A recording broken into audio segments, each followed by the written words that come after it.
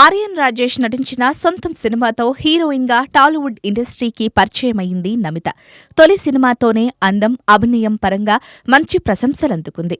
ఆ తర్వాత తెలుగులో వరుసగా సినిమా అవకాశాలందుకుంది నమిత.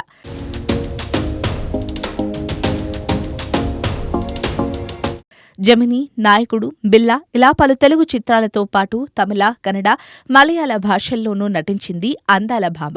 తన నటనతో దక్షిణాది ప్రేక్షకులను అలరించి మెప్పించింది.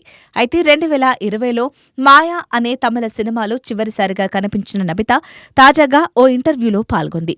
ప్రెగ్నెన్సీ విషయంలో తనకు ఎదురైన చేదు అనుభవాలను అందరితో పంచుకుంది నమిత.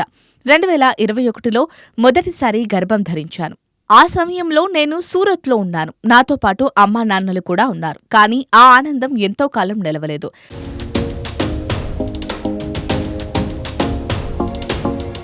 4 నెలలకే గర్భస్రావం అయ్యింది. దీంతో తీవ్రమైన డిప్రెషన్లోకి వెళ్లిపోయాను. అయితే అదృష్టవశాత్తు ఆ తర్వాత మళ్లీ ప్రెగ్నెంట్ అయ్యాను. 3 నెలలకే ట్విన్స్ అని తేలింది. ఎప్పుడూ బెడ్ మీదనే ఉండేదాన్ని. ఎక్కువగా నడవకూడదని, మెట్లు ఎక్కకూడదని మా ఆయన ఆంక్షలు పెట్టేవారు.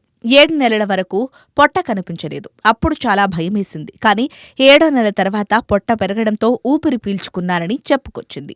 కాగా నమిత బిజినెస్ మెన్ వీరేంద్ర చౌదరిని 2017లో పెళ్లాడింది. వీరికి 2022లో ట్విన్స్ జన్మించారు. ఇటీవల వీరు విడాకులు తీసుకున్నట్లు ప్రచారం కూడా జరిగింది.